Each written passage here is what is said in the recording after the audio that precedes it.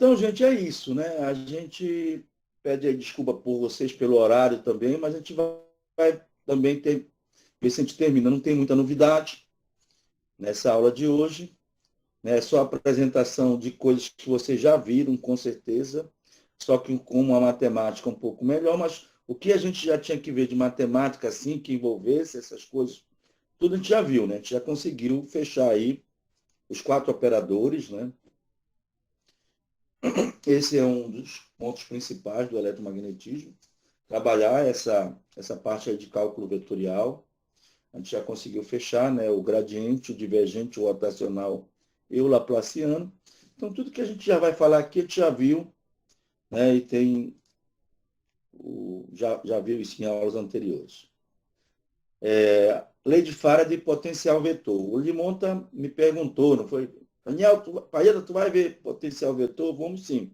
Vamos entender qual é a lógica do potencial vetor e de como é que a gente pode utilizar o potencial vetor, tá bom? Ele não é tão trivial, mas para ele ficar trivial, a gente precisa de uma lógica aí que vem lá da teoria quântica de campos, entendeu? Então vamos lá. Bom, primeiro passo para a gente poder entender a indução eletromagnética, né, que é a geração de corrente a partir da variação de fluxo de campo magnético, é a gente estudar o fluxo de campo magnético, obviamente. Né? O que é o fluxo de campo magnético? Então, eu tenho aí uma superfície, quando essa superfície é atravessada aí pelas linhas de indução, a ideia de fluxo, né? Sempre essa. Por linhas de campo, ela é atravessada por linhas de campo, nós vamos ter um fluxo de campo através desta superfície.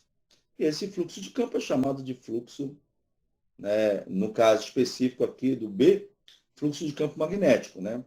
Lá a gente já viu o fluxo de campo elétrico, que é o que Gauss utiliza para poder determinar o vetor campo elétrico, né, no caso. Então, considerando aqui, deixa eu colocar o laser, tá? Considerando aqui que para um elemento de área desse aqui, ó, dA, cujo vetor é dA n, onde n é o vetor normal, né? Esse vetorzinho, esse vetor B aqui, ele é constante, ou seja, a área é tão pequena que ele pode ser considerado constante, né? Então, eu vou encontrar o quê? Eu vou encontrar o que a gente chama de fluxo infinitesimal, um dφ. Eu vou encontrar um fluxo dφ, né? Um fluxo infinitesimal, dφ. Então, para eu obter o fluxo total, já que eu vou ter uma soma de infinitas parcelas, eu integro. Então, essa integral aqui vai ser uma integral dupla, né, obviamente, e a gente vai encontrar o fluxo total. Esse B aqui representa aí que é um fluxo de campo magnético, ok? No sistema internacional, ele é dado em Weber, tá bom? WE. E aí, essa unidade ela é utilizada também, né, para a gente poder falar o Tesla, né? O Tesla é Weber por metro quadrado, que surge daqui, essa ideia. Obviamente que se esse fluxo, se esse campo aqui for constante, no caso um campo magnético uniforme, ele sai da integral. Então a integral de dA vai ser o próprio A. Então o vetor B escalar vetor A é o produto escalar, né? Portanto, o módulo do primeiro vezes o módulo do segundo vezes o cosseno do ângulo entre eles, que está bem aqui, ó. Então, é só porque nós temos duas grandezas vetoriais que dão como resultado uma grandeza escalar. Eu vou ter que ter sempre o produto escalar nesse caso.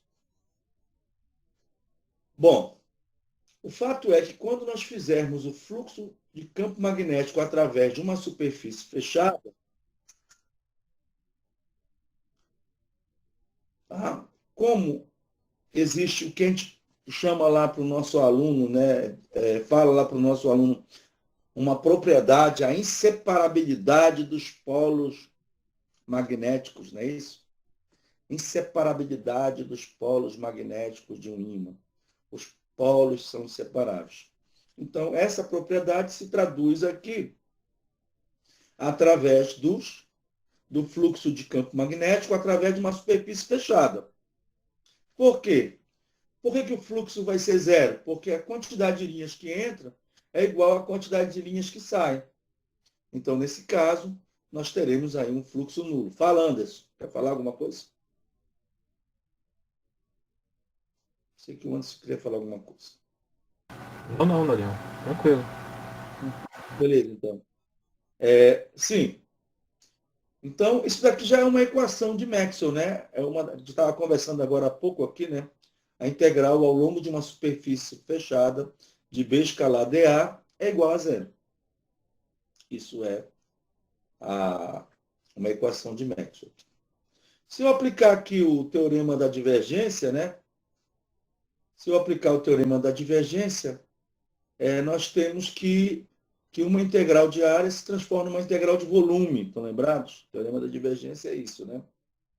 Desde que eu trabalho agora com o div do campo, né?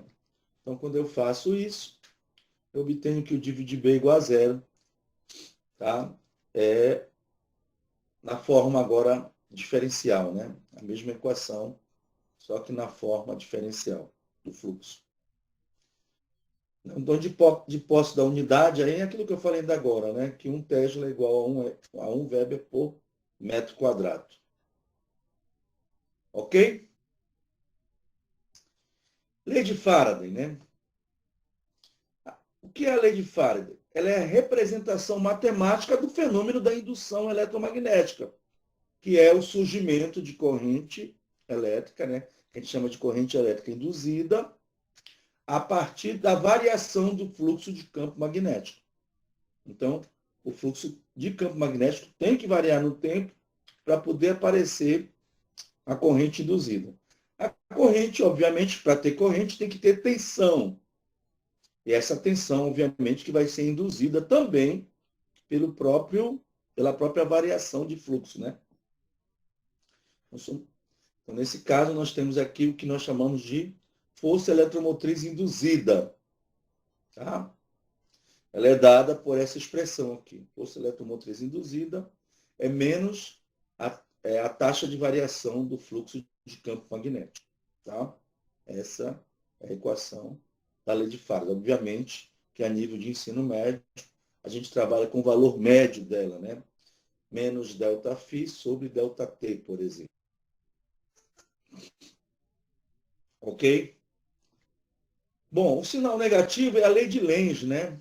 Eu costumo dizer que é a lei do filho que bate na mãe, né?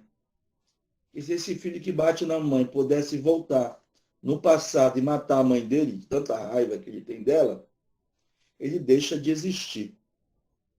Né? Essa que é a ideia. Boa tarde aí, Vitor. Beleza? Por quê? Olha só aqui. Eu estou aproximando aqui um ímã com uma certa velocidade, né? O polo norte voltado aqui para a espira. Aqui está variando o fluxo de campo magnético. A ideia do movimento, é dinâmica isso, né? A dinâmica, que é a variação do fluxo de campo magnético, é que surge aqui uma corrente induzida. Essa corrente induzida, ela vai gerar um campo magnético, também chamado de campo magnético induzido, que vai se opor àquele que está ali, no caso, gerando esse campo, né? Por isso que é a lei do filho que bate na mãe. Por quê? Porque se ele conseguir parar esse ímã, ele deixa de existir. Se ele conseguir parar o ímã, ele vai deixar de existir. Então ele gera um campo magnético aqui, ó, na espira, né, o campo magnético, usando a regra da mão direita, no sentido contrário ao campo do ímã, né, o campo indutor, que eu vou ter um polo norte aqui. Daqui a pouco não, na próxima aula, a gente vai falar lá do momento de dipolo magnético e vai entender que esse momento de dipolo magnético nada mais é do que uma espira, né? O dipolo magnético é uma espira. Então, ele vai gerar aqui um campo magnético, né, com o norte para o lado do norte que vem se aproximando. Ora, a gente sabe que polos de mesmo nome se repelem. Então, está tentando frear aí o movimento do ímã. E quando esse ímã se afasta, ele rapidamente muda de sentido a corrente, muda de sentido o campo, aí gera aqui desse lado um polo sul. Ó. Gera aqui desse lado um polo sul. De tal forma que possa atrair o ímã. De tal forma que possa atrair o ímã para fazer o ímã parar. A ideia é sempre fazer o ímã parar. Tá? Essa é a lei de Lenz. Então, como ela vai ser sempre contrária, né? É como está aqui dizendo, olha, determina que o campo magnético induzido tenha sentido que se opõe à variação do fluxo que lhe deu origem. Então, essa corrente, ela vai, a DDP, ela vai ser sempre no sentido contrário. Então, aparece esse sinal menos aqui, que está relacionado com a chamada lei de Lenz. E, finalmente, de posse, aí para a gente esgotar um pouquinho dentro daquilo que a gente trabalha, né? O Augusto tem me perguntado de algumas questões aí que caíram na prova do exame unificado de física da Unicamp. Caiu uma questão dessa aqui, olha, Augusto. Uma questão dessa. Aí ele coloca, só que ele dá uma inclinação aqui, ó. Ele coloca no plano inclinado. É questão fácil de resolver. Então, a barrinha vai descer sobre o trilho, vai variar a área, consequentemente vai ter uma força eletromotriz. A força que está puxando a barra para baixo é o mg seno θ, né? Ok? Então, isso daí não é uma questão tão difícil de resolver, né? É só lembrar de quem? Da legião da boa vontade, né? O pessoal fala. Legião da boa vontade, né? Vocês sabem?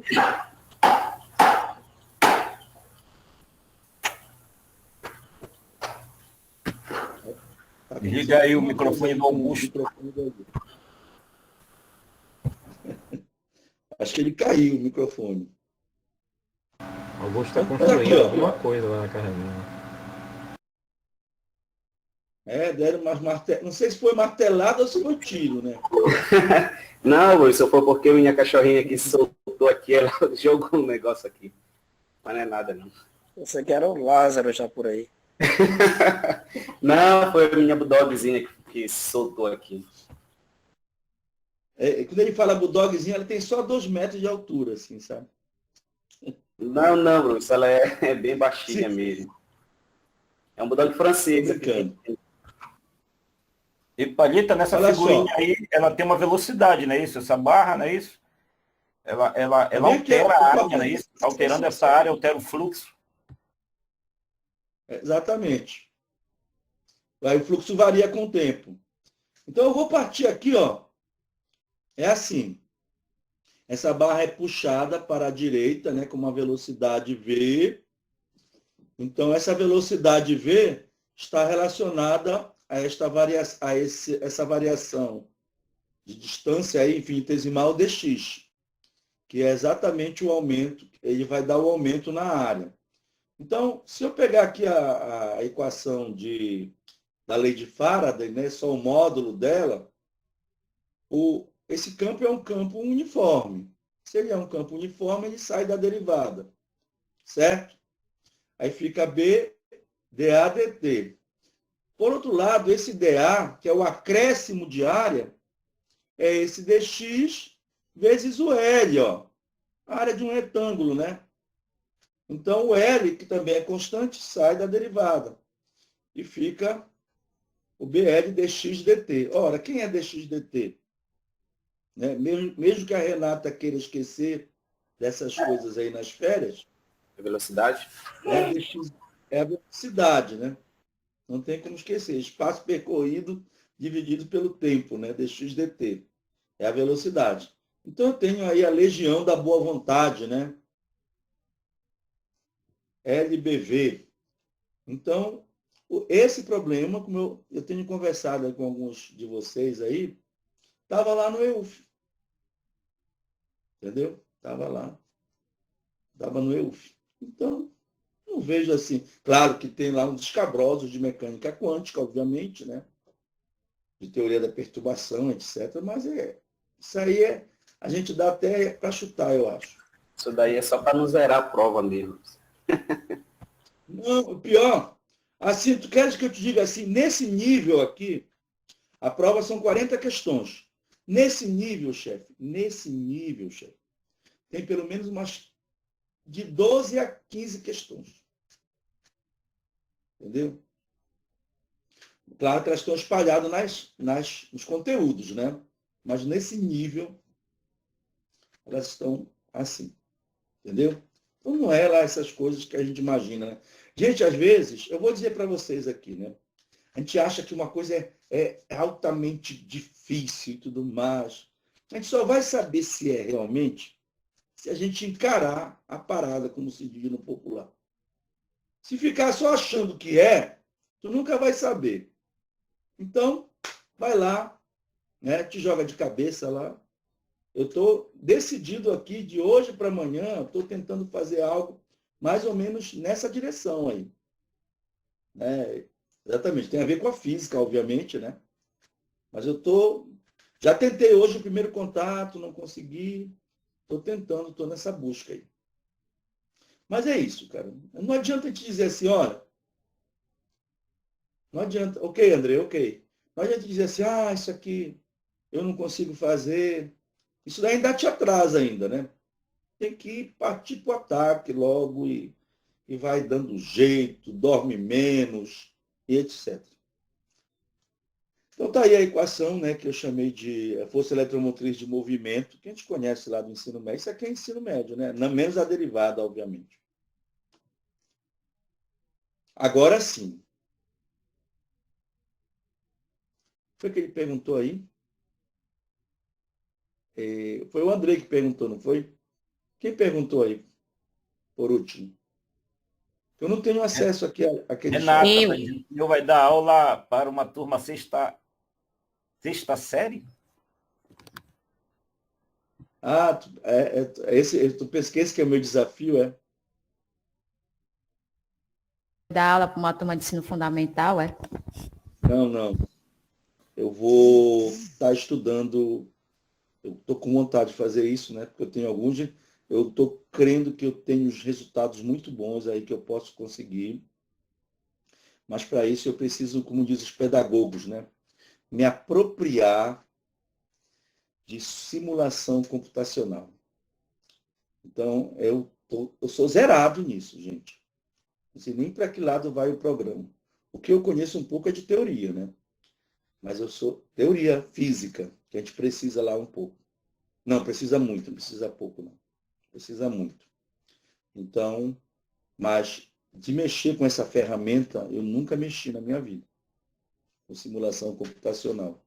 Então, tentei uma vez, não deu certo, tentei outra vez, através de terceiros, né?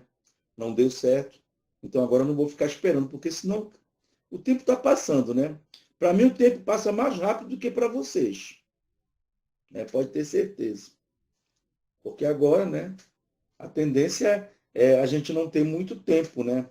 É a própria lei natural das coisas. Então, eu vou meter a cara nessa uma coisa nova para mim, né? Acho que esse vai ser meu segundo pós-doc.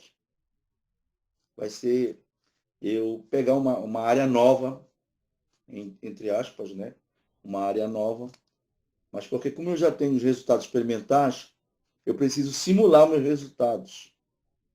E se eu conseguir simular meus resultados, cara, eu vou publicar, se Deus quiser, artigos aí, pelo menos 3 ou 4 a cada ano.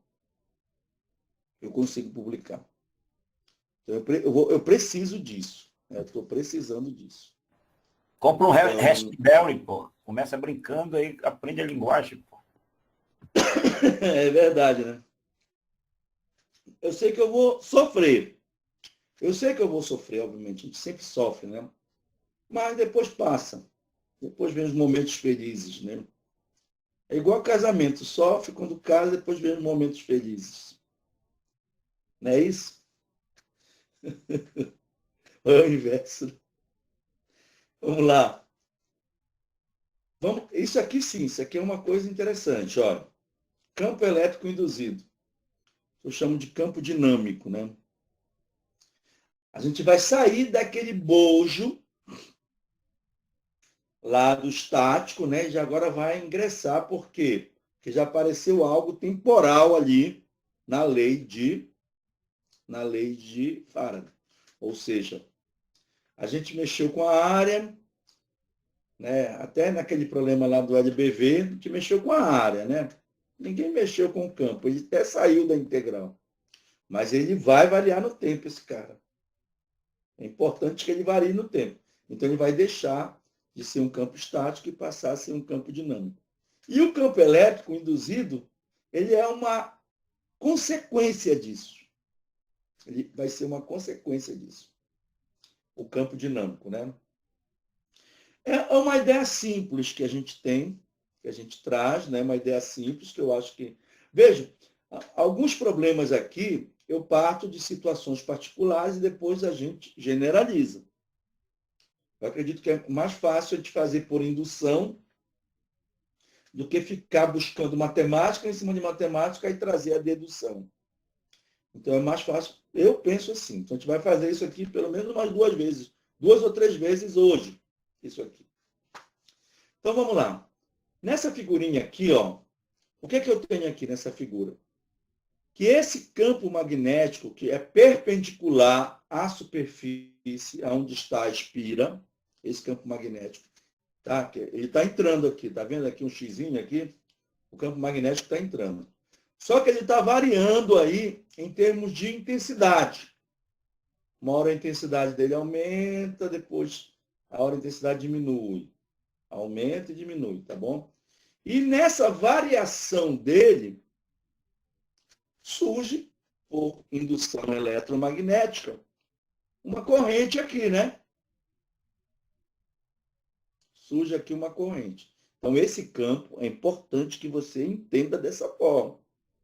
Esse campo que está aqui, esse B, ele não está, e não é constante, gente. Porque se ele for constante, tá bom? Eu teria que variar aqui a área da espira. A área da espira não está variando para variar o fluxo, né? Porque, olha só, o fluxo de campo magnético ele pode variar a partir de 3,10.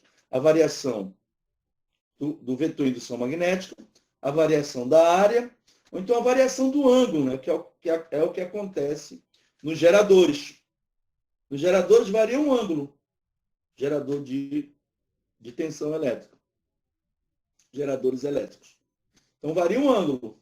O campo magnético é constante, a área é constante, então ele gira. Quando ele gira, ele varia o ângulo. Tá? Então, está variando o fluxo. Aqui eu estou considerando o ângulo constante, a área, a superfície da espira constante.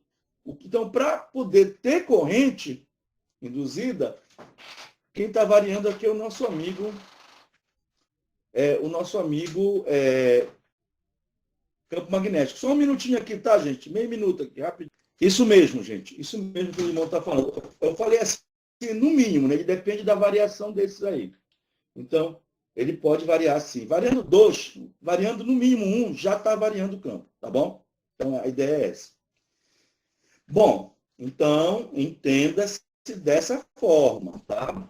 Que esse cara aqui está variando, né? E aí a intensidade do campo variando, nós vamos ter fluxo. Se vamos ter fluxo, vamos ter corrente induzida. O que é corrente elétrica? O que é corrente elétrica? Fale para mim. Hein? Movimento de elétrons O que é ordenado. corrente elétrica? Movimento ordenado de elétrons. Quem é que está fazendo esse povo se movimentar? Quem é que faz os elétrons se deslocarem? A diferença de potencial? A diferença de potencial, não é ela diretamente que faz isso, né? Expliquei isso na aula passada.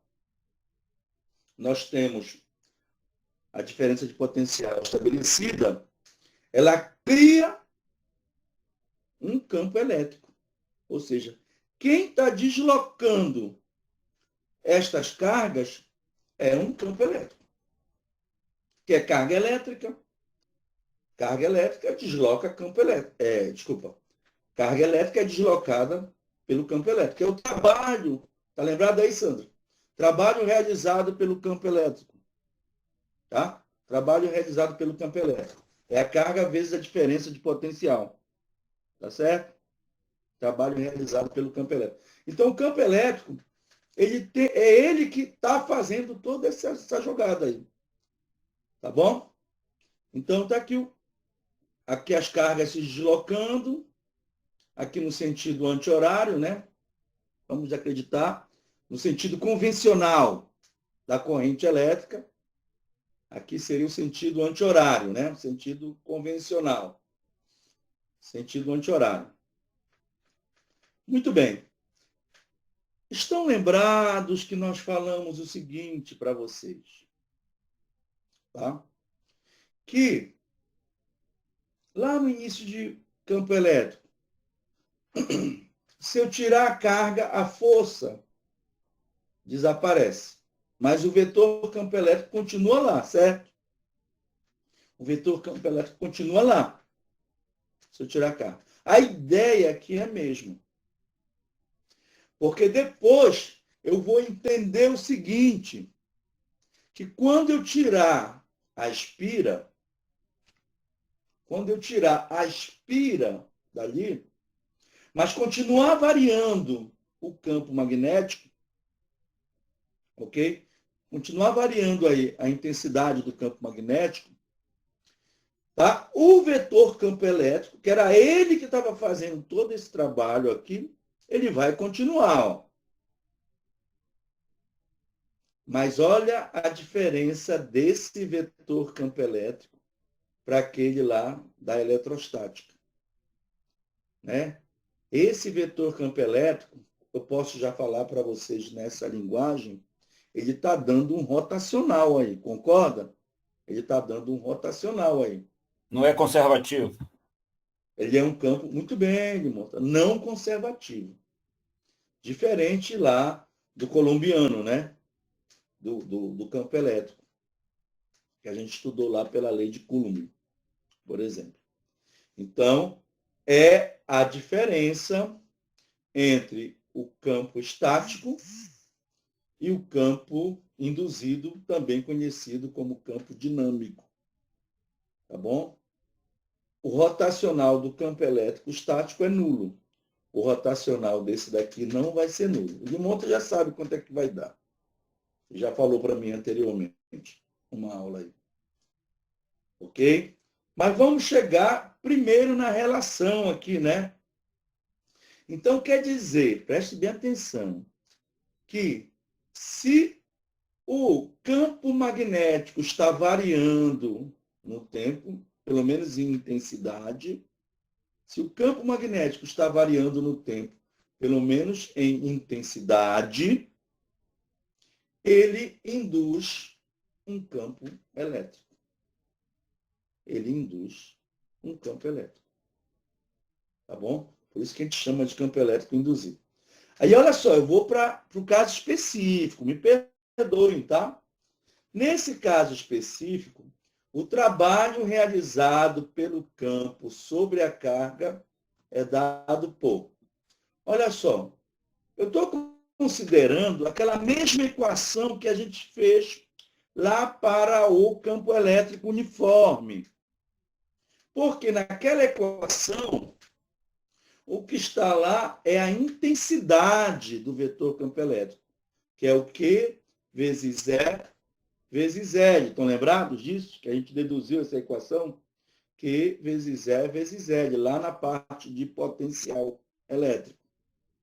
Tá bom? Então, o trabalho Q vezes E vezes L. Então, nesse caso específico, né, esse ΔL é o comprimento da circunferência. Esse ΔL nada mais é que o comprimento da circunferência, que eu posso colocar aqui, né? 2πr. Não sei porque a Renata não falou, né? Ela que fala do 2πr, né? Q vezes E vezes 2πr. Tá vendo? Ela disse que ia esquecer de tudo, olha. Mas ela lembrou disso aqui.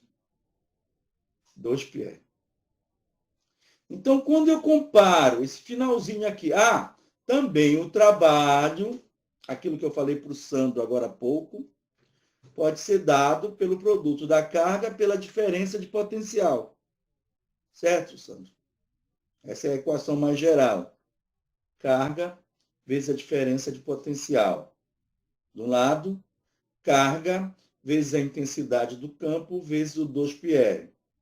Então, quando eu comparo isso, olha, nesse caso específico, a força eletromotriz induzida, que não tem nada a ver com força, uma tensão, né, uma voltagem, é 2πr vezes E. Ou seja, é o comprimento da circunferência vezes a intensidade do vetor campo elétrico. Induzido. Bom, então, isto é nesse caso específico, né? Mas qual é o caso geral? O caso geral é que se essa coisa não fosse um círculo, fosse algo complicado aí, eu iria trabalhar quem? Os infinitesimais. Eu iria trabalhar os infinitesimais. Como tem que dar um escalar, que é a força eletromotriz induzida, tá? Isso tem que ser o quê? Um produto escalar. Ok? Então, nesse caso, se eu quero generalizar, tomara que não tenha nada aqui do lado, eu já esqueci se tem ou se não tem, tá? Como é que eu generalizo isso daqui? Fala para mim. Palheta, essa equação aqui ela é muito análoga àquela tensão campo vezes a distância, né? O campo tu tens ali, a distância seria 2πr, não é isso? Exatamente. Então, DE, vou colocar aqui, DE Ind, eu estou generalizando. Então, para eu generalizar, eu vou generalizar para um caminho qualquer. Ele está fechado? Tá. Mas ele pode ser um caminho qualquer. Se eu pegar um caminho qualquer, eu vou trabalhar as forças eletromotrizes infinitesimais, certo? Então, vai ser quem? Vai ser o vetor... Bora, Limonta, então, já que tu falaste. Como aqui é um escalar, desse lado esquerdo, eu tenho que ter um produto escalar. De E escalar quem? Um DL, né? Exatamente. Olha como existe a lógica, né? Desculpa aí que ficou meio... Porque hoje eu estou num outro setor, não estou lá na mesa, exatamente porque eu acho que foi um vento frio que eu peguei, né, na sexta-feira e acabei gripando. Então, eu já estou no outro setor aqui, que é um quarto que tem um ar-condicionado. Só que eu não tenho a mesa grande aqui. Mas eu vou dar meu jeito. Muito bem. Então tá aqui, ó. Então, o que é que eu tenho que fazer para achar a força eletromotriz total? Integrar. Mas não esqueçam, eu tenho que fechar o caminho, né? Então tá aí a força eletromotriz induzida. A força eletromotriz induzida é uma integral aí ao longo de um caminho fechado de E escalar dl. Tá? O que não era possível para o campo elétrico estático. Né? O campo elétrico estático, isso aí era zero. Concorda? Isso daí era zero para o campo elétrico estático. Mas nesse caso aqui, nós temos aí um valor diferente de zero, que é a força eletromotriz induzida. Então, daí, ó. Eis a ideia do campo elétrico dinâmico. Não conservativo. Porque se eu aplicar aqui, a gente vai fazer isso, tá? Se eu aplicar aqui o teorema de Stokes, o que vai acontecer? Eu vou obter aí um rotacional, não é isso? Rotacional de E. Uma integral de área. Aí olha só aqui, olha só aqui. Fique atento aqui. Vamos só lembrar do que foi lá, o Sandro foi um que me perguntou, né, também, me lembra. Vamos só lembrar aqui, ó. Vamos só lembrar aqui. Aqui está, né, o campo elétrico. Não esqueça que esse campo elétrico aqui é um campo elétrico induzido, né? Vocês conseguem ver aí a lei de Lenz?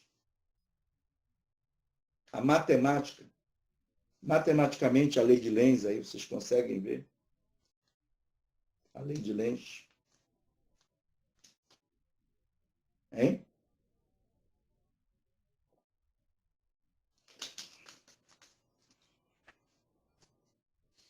Hein, gente? A lei de Lenz está aqui, ó. Mas tu vai relacionar isso com o teorema de Stokes ou não? É com a ideia do rotacional. Tá lembrado, Sandro? Que você me perguntou alguma coisa assim, olha, a gente vai trabalhar aqui com a regra da mão direita. Quando eu faço a regra da mão direita no vetor aqui, ó, ela faz isso. O vetor está vindo para mim. Mas só que o rotacional, na verdade, tem a ver com o campo magnético. E o campo magnético está entrando. Então, o rotacional tem que dar um valor negativo que tem o campo magnético. Olha só que coisa boa, né? Não é interessante isso? Então, a construção da própria lei de Lenz, eu consigo ver aqui, com tranquilidade. Ó, tá aqui, eu estou acompanhando aqui o vetor campo magnético, você pode fazer o vetor campo elétrico. Né? Estaria saindo do plano aqui da tela. Enquanto que o campo magnético, o vetor campo elétrico, né? O hot dele. O hot do vetor campo elétrico estaria saindo da tela. Mas a gente sabe que esse hot aí tem a ver com o campo magnético. Né? E o campo magnético está entrando, ó. Sentido contrário no vetor é o sinal menos. Então está aí a lei de Lenz explicada, né, a partir dessa ideia de campo dinâmico. Dessa forma. Pô, muito bem, então a gente vai guardar essa ideia aí da força eletromotriz e vai jogar lá na lei de Faraday. Olha só como fica aqui. Então, a gente já, bem aqui desse lado, estava quem? A força eletromotriz induzida. A gente foi escavar lá e encontrou o quê? Na força eletromotriz induzida. Fala para mim. A gente começou a cavucar aí na força eletromotriz induzida. Encontrou quem? Encontrou esse cara aqui, ó. O campo elétrico. Tá certo? Agora eu vou escavucar desse lado aqui, né? Quando eu for escavucar desse lado, aqui dentro do fluxo, eu vou encontrar o campo magnético. Porque foram só eles dois que ficaram aqui, olha. Foram só eles dois que ficaram. Né? Esse campo elétrico só existe porque a intensidade do vetor campo magnético está variando no tempo. Então, só eles e ele, não tem mais ninguém aí. A área é fixa, o ângulo é fixo. Então, eu vou ter que escavucar desse lado e trazer, né, à tona quem? O campo magnético. Bom, por outro lado, nós sabemos que o fluxo de campo magnético, né, é uma integral de superfície de B escalada é A. Veja, não está fechado aqui. Se estiver fechado, vai dar zero. Não está fechado. Então, eu vou pegar essa integral e jogar aqui dentro da derivada. A derivada ela pode entrar na integral sem nenhum problema, porque a integral aqui, a variável dela é a área, né? E o ângulo, né? O ângulo entre B e N. Né? Digamos assim. Ou seja, é espacial. É espacial. Enquanto que aqui a derivada é em relação ao tempo. Então, ela pode entrar na integral sem nenhum problema.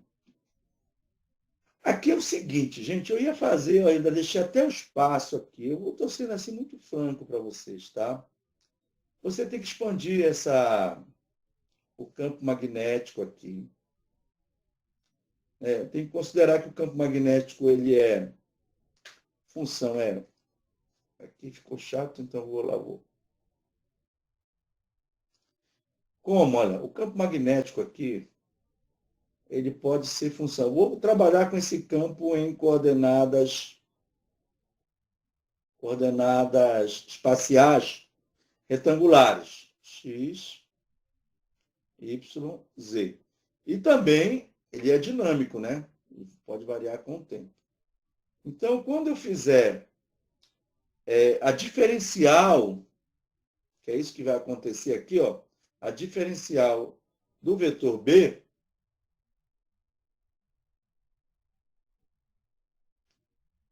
eu vou ter que aplicar a regra da cadeia, tá? Então, vai ficar, olha, del B, del X, dx, mais, desculpa aí, del B, del Y, dy, mais del B,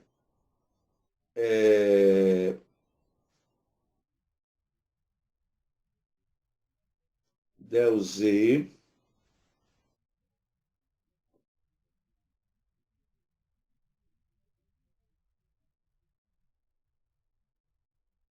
dz, mais del B, claro que eu vou ter aqui, ó,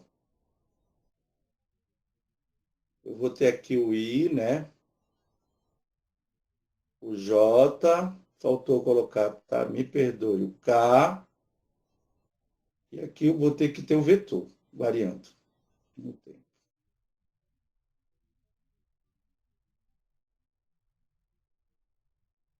dt. Aqui eu tinha esquecido, tá?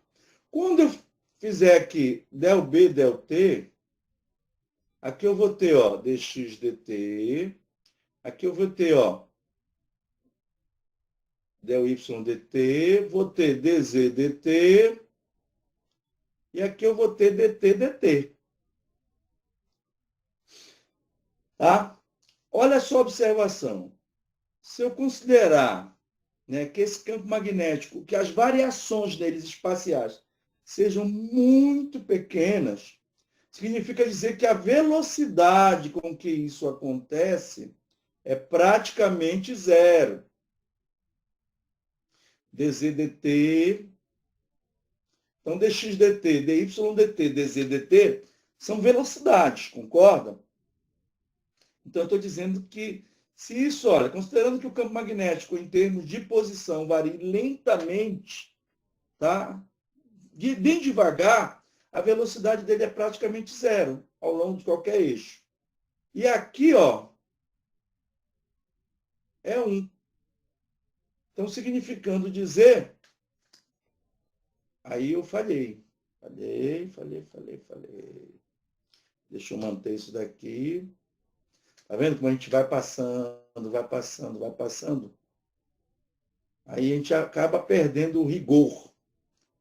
Vem aqui, chefe.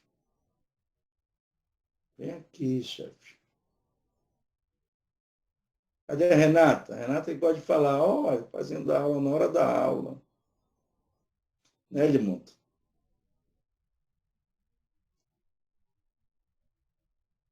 Está só complementando.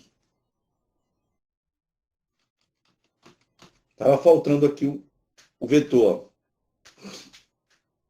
Logo, cadê o laser?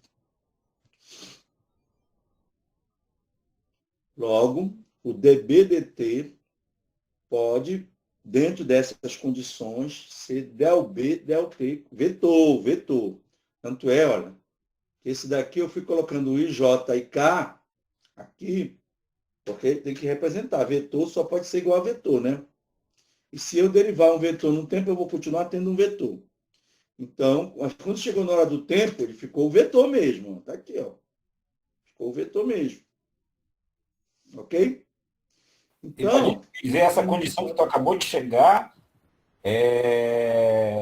para uma descrição quase estática, não é isso? e é quase estática. Se ela varia muito lentamente. Ou seja, as velocidades são praticamente nulas. Na variação espacial, tá bom? Estou trabalhando a questão das variações espaciais. O x, y e z dele.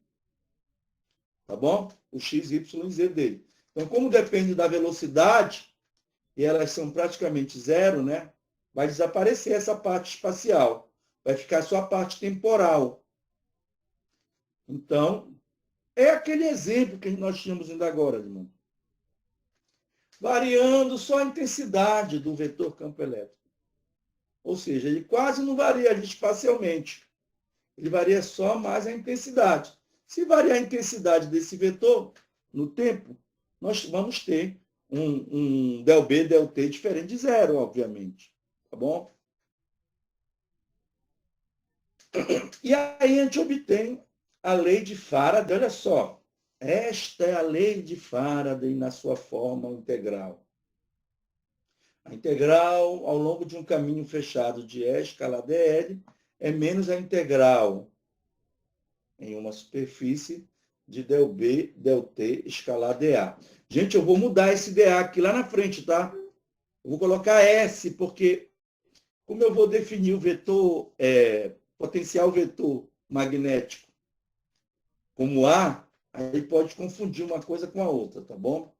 Estou só avisando logo, tá? Vou mudar esse dA aqui depois. Então tá. Então tá aqui na forma integral. Aí o que eu vou fazer? Eu vou aplicar o teorema de Stokes aqui, ó. Aquilo que eu já havia adiantado para vocês. Ok? Então, vai ficar uma integral de superfície do rotacional de E. Tá bom? Do rotacional de E. E aqui, como os integrantes vão ser iguais e as variáveis de integração também, então tá aí que o hot de E é menos del B, del T. Eis aí, portanto, a lei de Faraday na sua forma diferencial. Tá? Na sua forma diferencial. O que é que diz para mim esta equação? E aqui, de novo, chefe, de novo. Não estou te dizendo.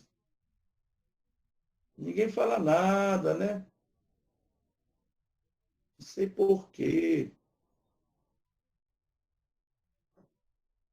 Mas a gente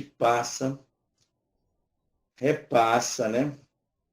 Na aula que a gente vai trabalhar, mesmo que seja uma palestra, Vetor B, né? passa uma vez, passa duas vezes. É o vetor. Mas como a gente vai no detalhe na aula, né? A gente consegue ver. Um vetor de um lado e um escalar do outro, que história é essa? Agora tá. Fique atento nesses detalhes, tá? Então, como é que eu entendo esta equação aqui? Que se o campo magnético variar no tempo, eu vou ter um hot de E. E para eu ter hot de E, eu tenho que ter o E. Concorda ou não? Eu tenho que ter, no mínimo, um E para ter um hot de E. Ok? Então, era aquela equação que a gente estava olhando lá, uma coisa tão simples, mas que matematicamente tem uma informação gigantesca. A diferença, mais uma vez, da representação integral para a representação diferencial é que a integral é média, tá? E a diferencial é pontual. Tá? É no ponto. Tá? Então, hot de E é menos del B, del T. Está aí a nossa lei de Faraday na sua forma diferencial. Vamos falar... Por que eu vou ter que falar de indutância de uma bobina? Porque eu preciso falar de densidade de energia. Tá bom? Densidade de energia no campo magnético. Então, olha só. Um indutor com N espiras mostrado na figura possui a própria... Qualquer indutor, né? Possui a propriedade de armazenar energia. Idêntico ou semelhante ao que acontecia com o capacitor. Só que o capacitor armazena energia no campo elétrico. Já o indutor armazena energia no campo magnético. Ok? Então, nós precisamos construir aquilo que nós fizemos. Antes que alguém conte uma história diferente para vocês, né? Aquilo que eu falei agora para o Tiago aí. Então, se existe um sistema magnético que equivale ao capacitor plano, esse sistema magnético chama solenoide, tá bom? Por quê? Você pode me dizer por quê? Por que que o solenoide equivale a um capacitor plano? Fale para mim aí.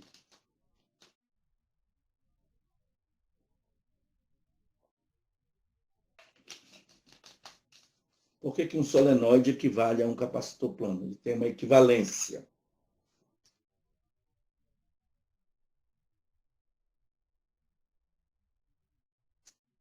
Hein, gente? Que? A resposta é simples. Você já tinha pensado nisso alguma vez? Quem trabalha com a parte de eletromagnetismo, vocês já haviam pensado nesse sentido? Porque alguns de vocês vão até a parte de eletromagnetismo, trabalhar indutor, né? Talvez, não sei. O Limonta, eu sei que o Limonta deve trabalhar por conta que ele dá aula no curso de física. Dá aula de física 3, dá aula de eletromagnetismo, né? Mas física 3 que a gente vê isso.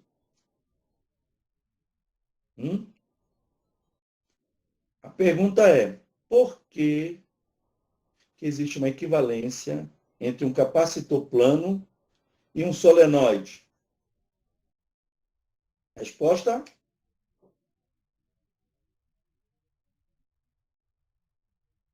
Bora, Sandro. O Sandro que se arrisca de vez em quando nessas respostas. Bora, Sandro. Vai lá, Sandro.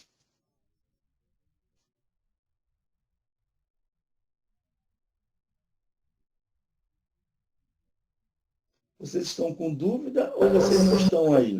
Daniel, seria por conta do campo elétrico uniforme que é gerado? Exatamente, porque nos dois casos, os campos são uniformes. Muito bem, Anderson. Muito bem. Eis aí a equivalência. Porque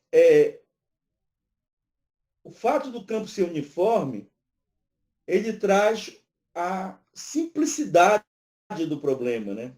O problema se torna mais simples. Então, se eu tenho um sistema magnético que equivale ao capacitor plano, que é aquele que tem um campo uniforme entre as armaduras, é o solenoide. Tá bom?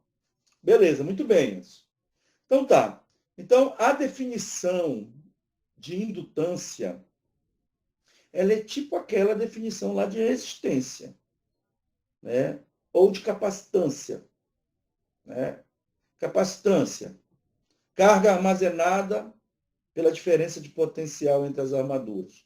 Resistência. A tensão aplicada ao resistor dividido pela intensidade de corrente. E a indutância é o fluxo de campo magnético dividido pela intensidade de corrente. Aqui tem esse N porque eu estou trabalhando uma bobina, tá? Estou trabalhando uma bobina. Então, claro que numa espira esse N vai ser igual a 1. Vai ficar só fluxo por unidade, por intensidade de corrente. O fluxo magnético na bobina indutora. E a intensidade de corrente que circula. No sistema internacional, a indutância, eu esqueci de diminuir essa letra aqui, vai ser o Weber por ampere, né? que é o Henry, que é o H, né? Henry. Então, o verbo por ampere é o Henry, a unidade de indutância no sistema internacional. Olha só, eu peguei 2 exemplos para vocês, tanto o capacitor quanto o resistor, porque eles são semelhantes com respeito aqui ao indutor. Tá? Eles são características, eles dependem, né? O valor dele depende das características construtivas. No caso de um capacitor, tá? É a geometria das armaduras e do dielétrico entre elas. No caso do resistor, a geometria do resistor e a resistividade. Olha, sempre uma parte geométrica e uma parte física. Uma propriedade física, a resistividade. Rho, L sobre A. Tá bom? Capacitor, A sobre D. Capacitor plano, por exemplo. Tá bom? E o indutor não vai ser diferente.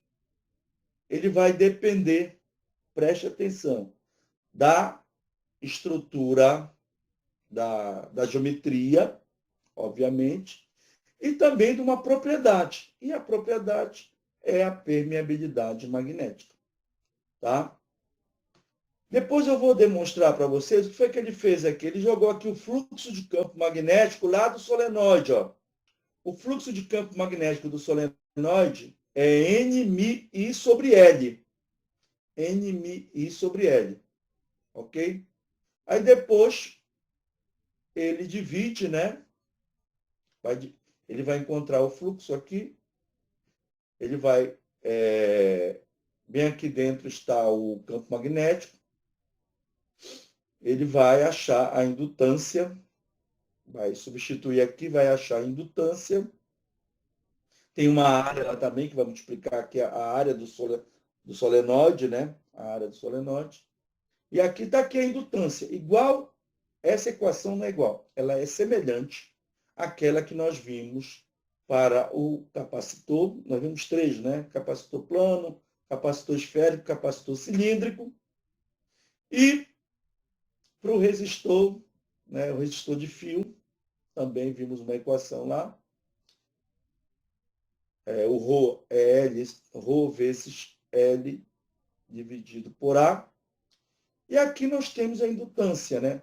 Olhem que a indutância aqui, no caso de uma bobina, ela vai depender do quadrado do número de espiras. Tá? Tá aqui o meio, olha. Propriedade física, permeabilidade magnética.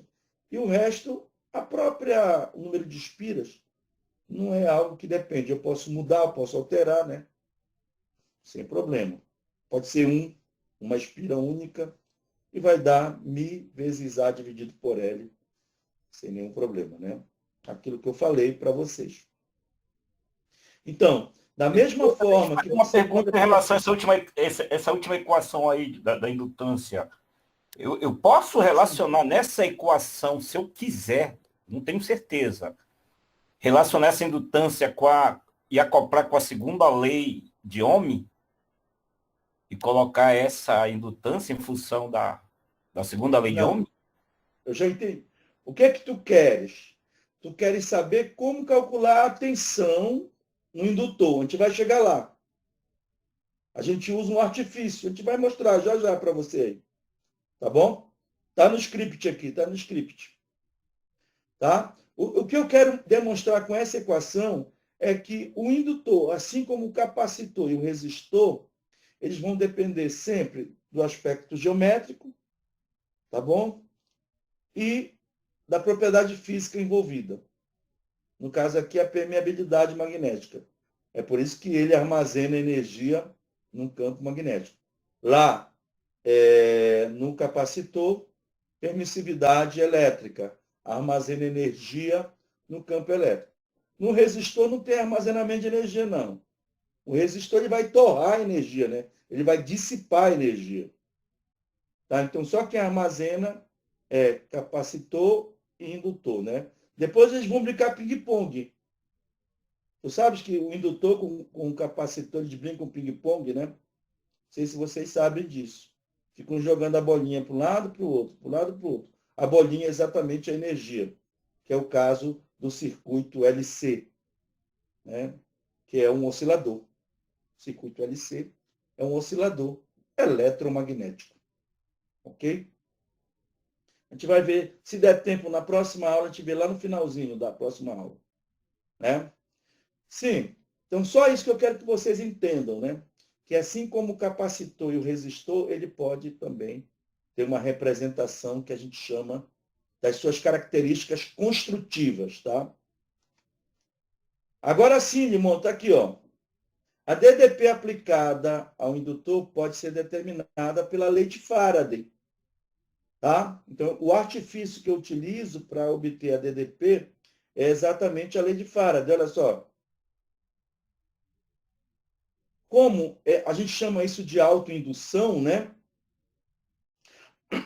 O campo está variando num sentido, a força eletromotriz vai no outro sentido, a força eletromotriz aqui externa, né? A força eletromotriz externa. Aqui, a força eletromotriz interna, a autoindução, ela vem no sentido contrário. Mas o que eu quero saber, qual a DDP estabelecida nos terminais do indutor. Então, está aqui o circuito, estou estabelecendo uma DDP, então é por isso que aparece esse menos é índia aqui. Bom, se eu trouxer para cá a lei de Faraday, nessas condições da bobina, vocês sabem que DT só é para uma espira apenas. Se eu tiver várias espiras, eu tenho que acrescentar aqui o número de espiras. Tá bom? Então, a tensão é N dφ dt. Onde? Se eu tirar bem aqui o valor do φ, ó, que é o fluxo de campo magnético, vai ficar Li sobre N. E substituir aqui no lugar do fluxo. O L vai sair, que eu considero constante, né, por enquanto. Vou considerar que ele é legal. Tá? Não existe efeito não linear. O N vai cancelar, mas o I não.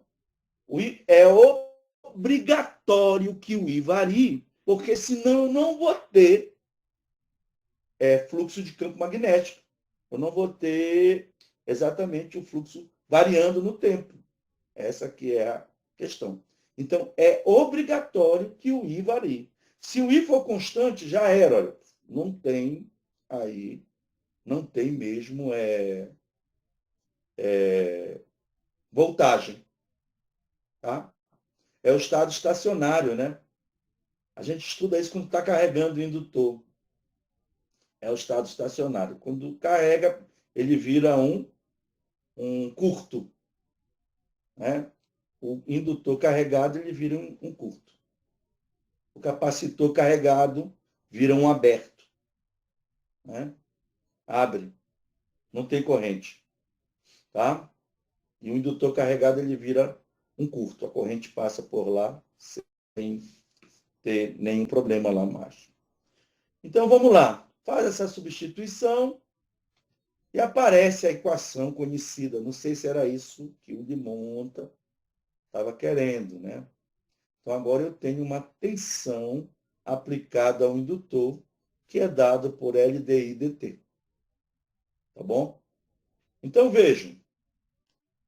Inclusive, a gente vai fazer, se der tempo, a gente vai fazer esse resumico aí, né? Lá nas oscilações eletromagnéticas.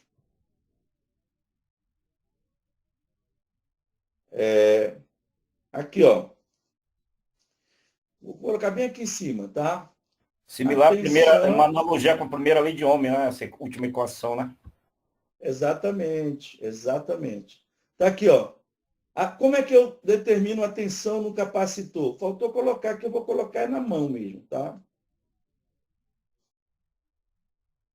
Aqui a tensão no indutor, pronto. Como é que eu acho aqui em cima, ó? A tensão no capacitor? Eu divido a carga pela capacitância. Como é que eu acho a tensão no resistor? Eu multiplico a resistência, é isso que o Limonto está falando, né, Limonto? Pela Sim, sim. intensidade da corrente. Tá certo? Só que essa intensidade da corrente é dQ dt, certo ou não?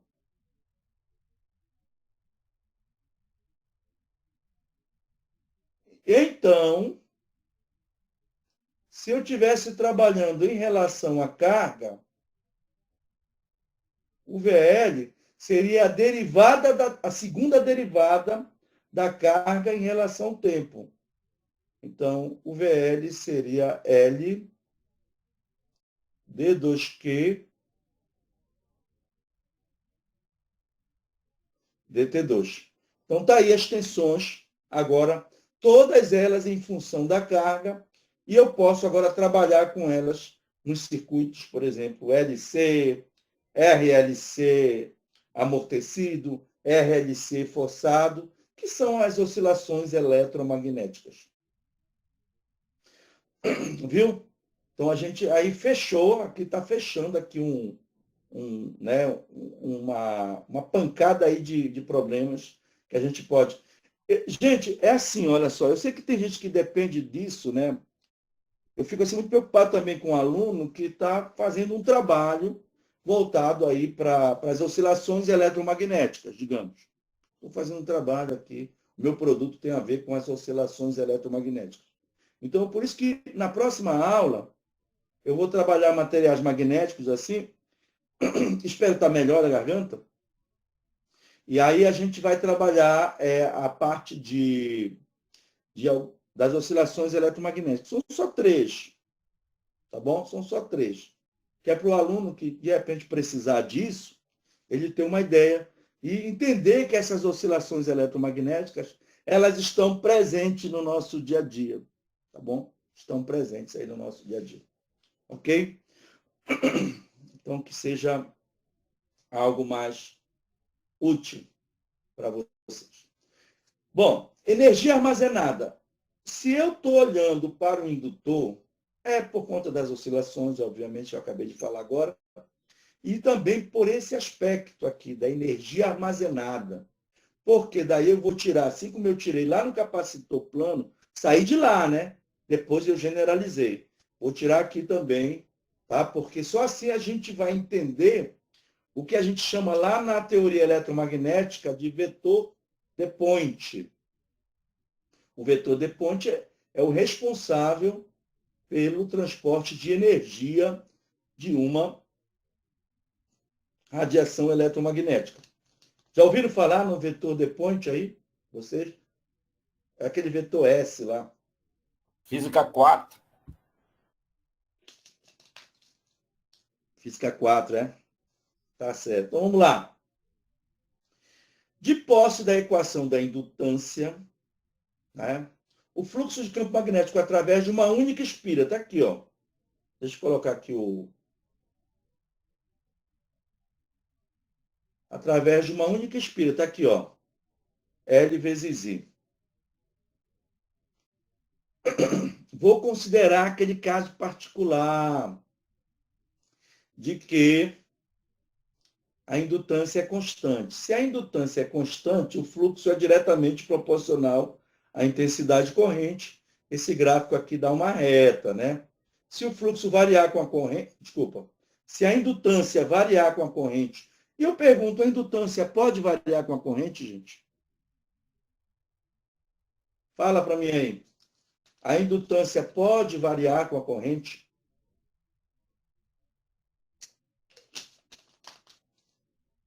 Pode? Não pode ser. Como é que varia? Geralmente o pessoal fica meio receoso de dizer, né? Agora, como é que varia? Como é que a indutância pode variar com a intensidade corrente? Vou quebrar esse galho aqui. Vou até apontar aqui a equação. Está aqui, ó.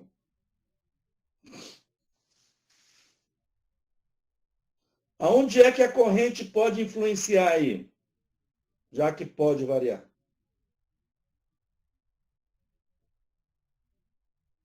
Você pode fazer por exclusão.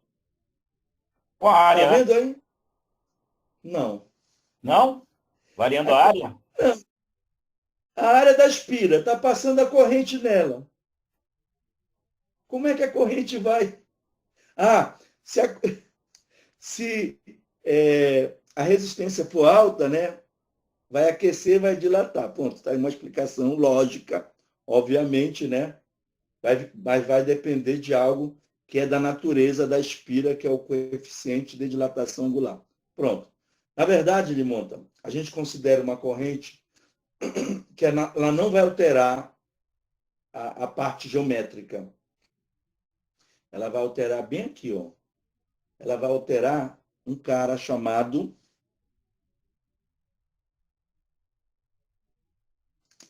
Só lembrando aqui, tá? Eu não sei nem se eu escrevi isso, mas eu sempre falar, eu sei que eu falei. Quem é o Mi? É o MiR vezes o Mi0. O Mi0 é aquele 4π vezes 10 a menos 7 unidade do SI, tá? Esse MiR aqui, ele tem a ver, a gente vai ver na próxima aula, com a suscetibilidade magnética, o psi magnético. Então, esse MiR é ele que pode variar, porque vai acordar. Ah, a primeira aproximação é linear, tudo bem. Da magnetização com campo magnético. É linear. Mas ele pode também ter dentro dele, se eu fizer uma expansão da magnetização, ele pode ter dentro dele termos que vão acordar ali e vai estar relacionado com o quadrado do campo magnético. Esses caras vão depender da corrente aí. Entendeu? Então, esse MiR aí está escondido ali. Até então, já não disse o que veio. Mas na próxima aula ele vai aparecer para a gente, tá bom? Que é a aula de materiais magnéticos. Tá legal, Limonta aí? Beleza? Beleza, beleza. Quer dizer, no caso da corrente, não vai ter dilatação porque estás considerando aí o sistema que não se dilata. Então a área não varia. Não, eu estou considerando então, no caso, desprezível. o MiR mesmo que está... O MiR vai. O MiR ele vai sentir. Olha só, gente. E eu já falei para vocês também, é aí que está a tecnologia, né? É nesses caras aí que está circunda a tecnologia. Fala, Anderson. É aí que entra a reatância também? Não, a reatância, deixa eu ver. Quando eu trabalho no circuito LRC, tá bom? A resistência geral do circuito nós chamamos de impedância, tá? Que é o Z. Tá bom? Ok. E dentro, o resistor é a própria resistência, não tem erro. Mas dentro do indutor e do capacitor tem uma resistênciazinha também lá. Dizia o velho Moura, velho Orlando Moura, dizia, né, professor Moura, que como ele é feito de alguma coisa, ele vai ter resistência.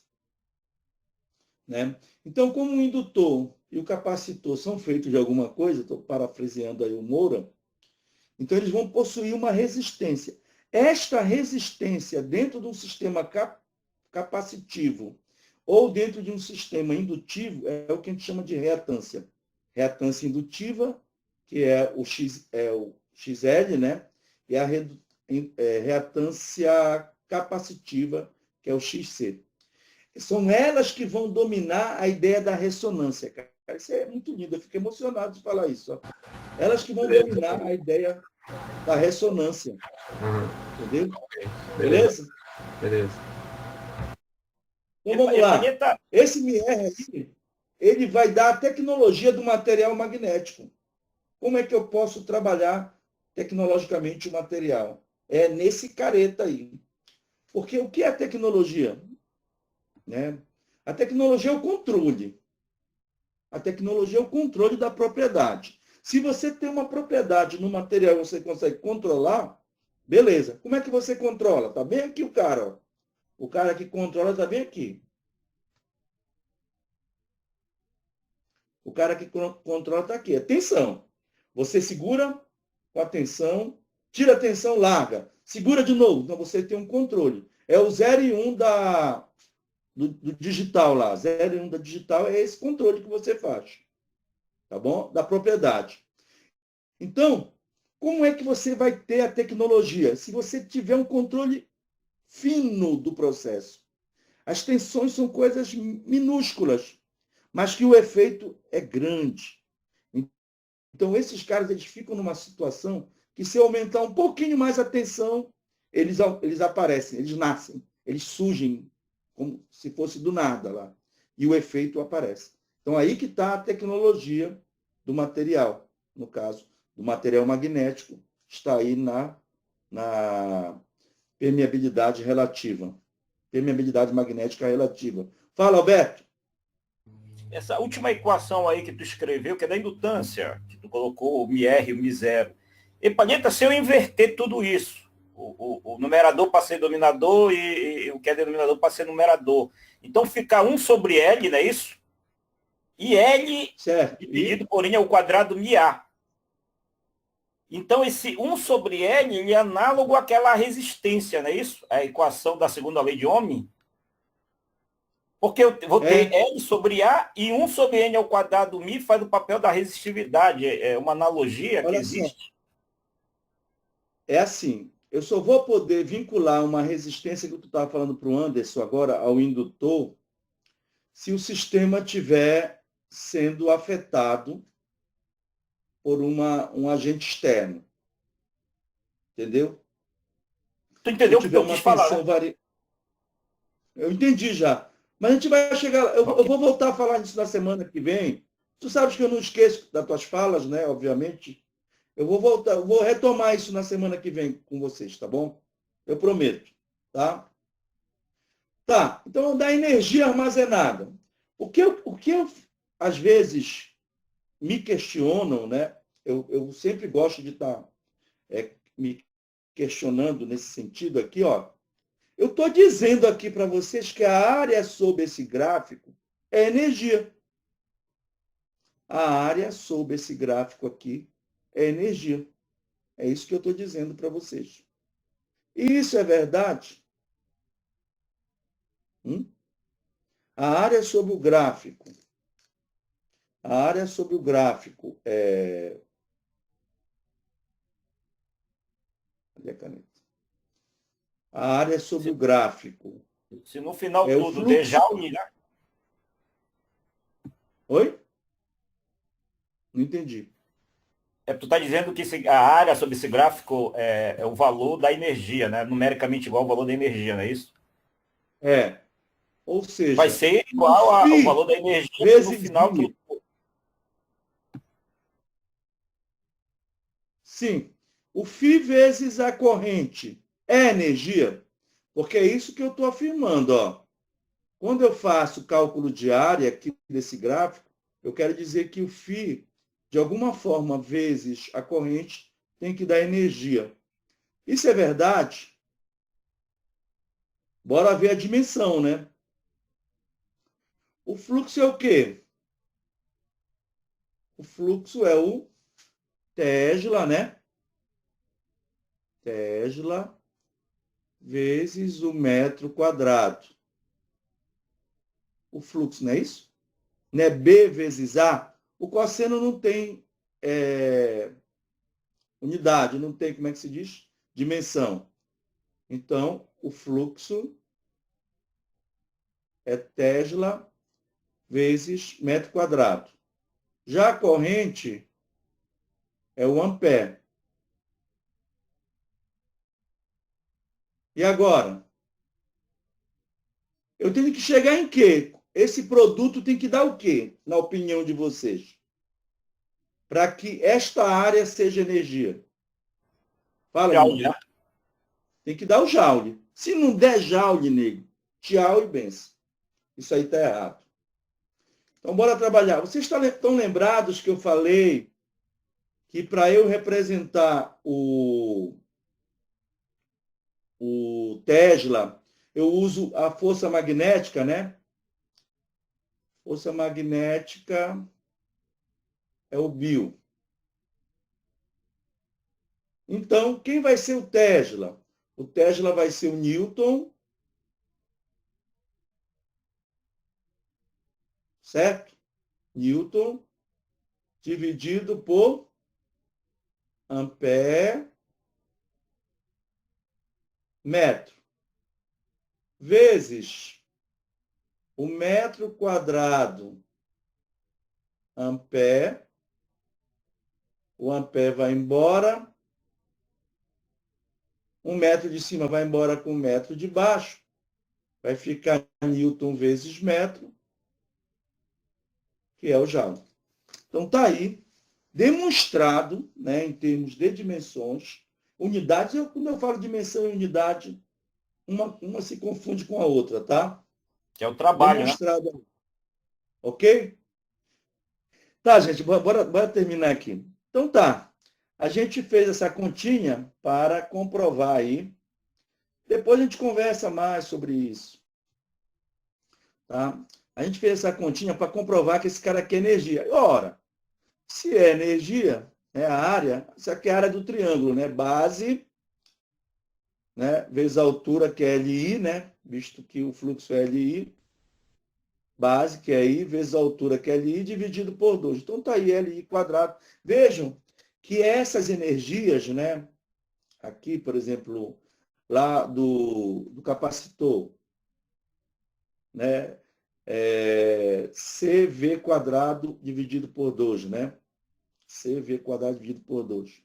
Aqui no indutor, LI quadrado dividido por 2. Energia potencial elástica, KX quadrado dividido por 2. Energia cinética, MV quadrado dividido por 2. São energias que têm uma semelhança, assim. E depois, quando a gente for estudar lá o sistema LC, né? A gente vai ver quem é semelhante a quem. Por exemplo, a energia armazenada pelo indutor é semelhante à energia cinética. E a armazenada pelo capacitor é semelhante à energia potencial elástica. Elas têm muitas proximidades, muita equivalência. Sim, vamos lá. Achamos aqui o valor da energia para qualquer indutor. Para qualquer indutor. Tá bom? Então, para o solenoide tem-se, né? O que é que eu vou fazer agora? Eu vou usar o solenoide para encontrar a energia armazenada por ele. Tá bom? Então, o que é que eu vou fazer? Vou pegar o I quadrado sobre 2 e multiplicar aqui pelo L. Quem é o L? É da transparência anterior, né? N quadrado, Mi, vezes A dividido por L. E vou usar esses artifícios aqui, ó. Eu vou multiplicar em cima e embaixo por Mi, tá? E vou multiplicar em cima e embaixo por L. Para quê? Para que aqui apareça Mi quadrado e embaixo apareça L quadrado. Então, N, que já está ao quadrado, a corrente, que já está ao quadrado, vai ficar NMI sobre L, que é a intensidade do vetor campo magnético do solenoide. É o B do solenoide. Então, aqui o B vai aparecer ao quadrado. Esse AL é o volume de armazenamento de energia, que é o volume do próprio solenoide, né? Então, eu estou considerando que a energia está sendo armazenada ali do solenoide, né?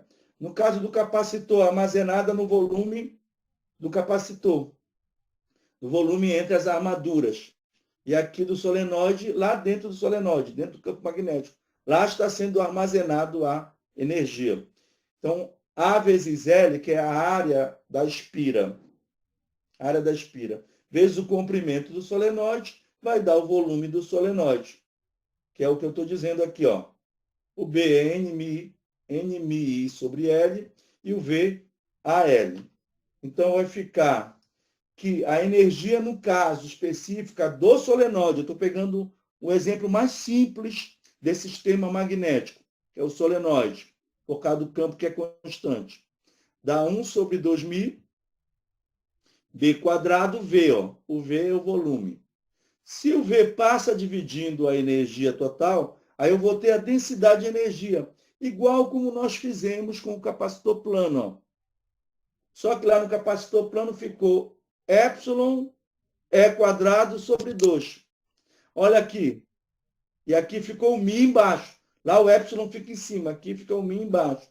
Toda vez, por exemplo, na lei de Coulomb, o epsilon aparece embaixo, na Biot-Savart o Mi aparece em cima.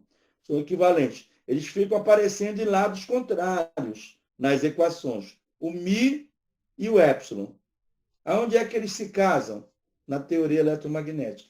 Eles vão aparecer juntos para dar quem? Para dar a velocidade da radiação eletromagnética. Então, eu acho formidável essa parte aí. Né? Então, o B é B quadrado sobre 2.000. Portanto, generalizando, olha, eu parti de uma coisa simples, que é o solenoide, e achei a densidade de energia. E agora? Agora eu posso generalizar. De que forma? Integrando. Né? Então, a energia total, isso aí válido para qualquer campo magnético, né? A energia total armazenada pelo campo magnético, vejam, eu já estou generalizando. Não estou dizendo, olha, o campo magnético do solenoide, o campo magnético do toroide. Não.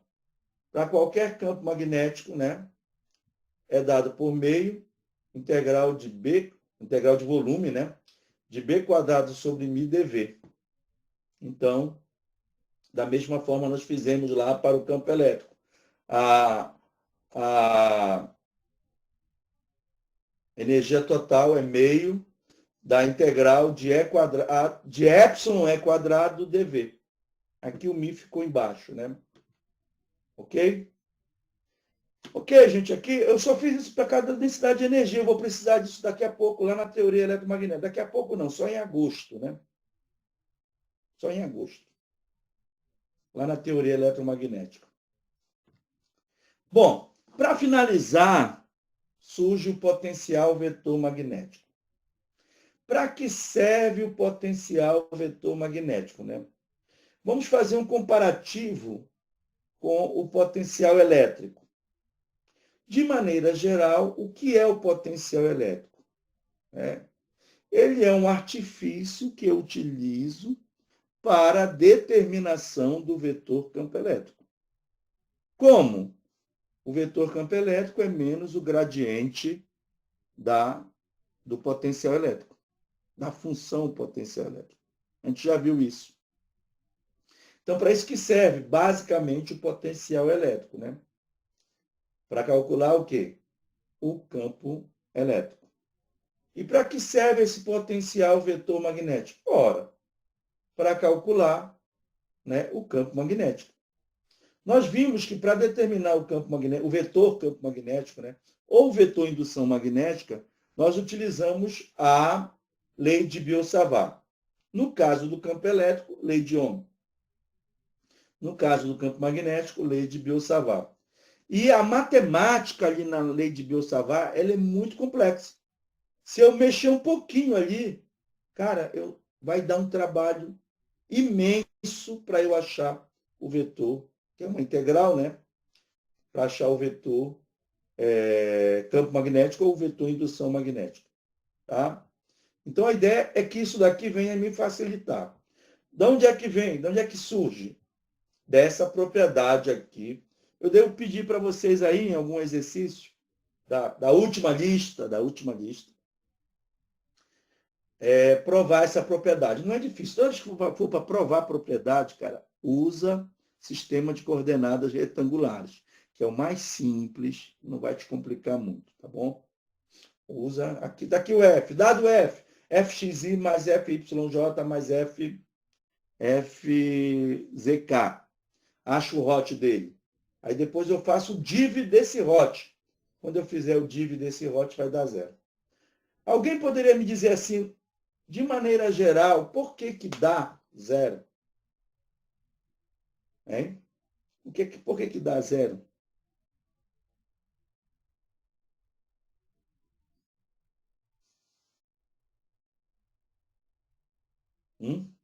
Por que vai dar zero? Olha, se a gente for pensar lá em termos de nabla, né? Eu digo sempre a grosso modo. O hot de F é um vetor que vai dar perpendicular. É um vetor que vai dar perpendicular ao plano do meu campo, né? Do meu campo. O F é um campo que está bem arrumado aqui num determinado plano, né? Está aqui o campo. O hot vai dar perpendicular. Aplicar o div, né, é aplicar o nabla, como as pessoas chamam, né, escalarmente. Ora, se eu vou trabalhar com dois vetores, um é 90 e o outro, né, o ângulo entre eles é 90 graus, o produto escalar vai dar zero. Tá? A grosso modo, mas faça essa demonstração aí que você vai ver que isso é verdade. Então, se o div do hot de F é zero, né? Isso aí é uma propriedade do cálculo vetorial. O div de B é zero. Se o div de B é zero, conclui-se que o vetor indução magnética pode ser escrito, né, como rotacional de uma função vetorial, obviamente, né? Eu estou sendo redundante, me perdoem, tá bom? Que o rotacional só pode ser de uma função vetorial, a qual é chamada de potencial magnético. Então, vejam, isso daqui, olha, é uma consequência disso, gente. É igual, vou fazer aqui do lado, só para ver, que eu não tinha feito ainda. Aqui do lado, ó.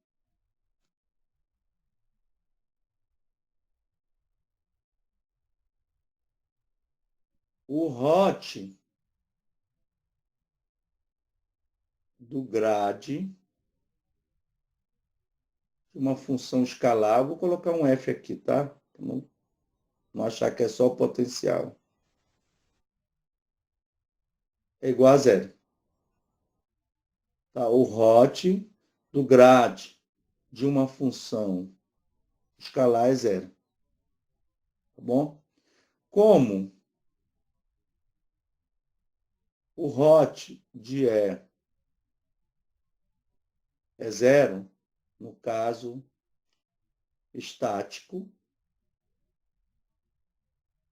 porque no caso estático o campo elétrico ele é conservativo, então significa dizer que o campo elétrico pode ser escrito, né, pelo grade de F.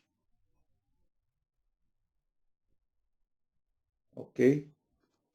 Então, a gente fez a construção inverso, né? Primeiro a gente achou o campo elétrico, primeiro a gente achou o potencial elétrico a partir do campo, depois a gente inverte e acha o campo a partir do potencial. E viu que ele é dado pelo menos o gradiente do potencial, né? Da função potencial. Então, vejam, são situações que estão bem alinhadas com as propriedades desses operadores. Então, essa daqui é mais uma. Ó. Então, essa aqui é mais uma. Como eu sei, ó. Caramba, já estou fazendo besteira aqui. Eu quero abrir mão dessas coisas. Tu gosta do nabla, né, pô? Tu não escreve, mas de vez em quando dá. É o vício. Mas eu vou me libertar desse vício. É mais ou menos isso mesmo. Vamos lá. Então, como o div de B é igual a zero, tá bom?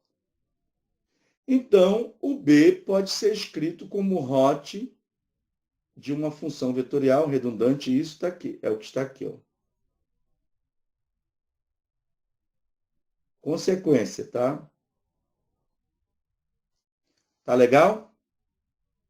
Muito bem. Então tá aí. Por quê? Né? Aí, qual é a ideia? A ideia aqui é que eu possa ter uma facilidade de achar o A, que é o potencial vetor magnético, e depois fazer o rotacional dele para achar o campo magnético ou o vetor indução magnética. Essa que é a ideia. É a ideia de que a coisa fique mais simples e não mais complexa. É igual o potencial. O potencial é escalar, né? Potencial elétrico. Aí eu determino lá a função, né? A gente viu algumas aplicações aí, até da própria equação de Laplace, né? Então, o potencial, eu vou lá, é uma função escalar, trabalho escalarmente, depois eu passo o gradiente nele, eu tenho aí o vetor campo elétrico. Ou seja, seria um pouco mais complexo determinar direto aí o vetor campo elétrico. É para isso que serve esses caras. Então, a mesma história aqui para o potencial vetor magnético. A partir da equação, deixa eu colocar aqui o laser.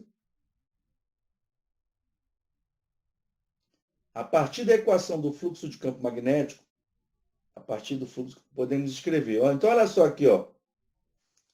Então, aqui não era o B, ó. Então, eu estou escrevendo o hot de A.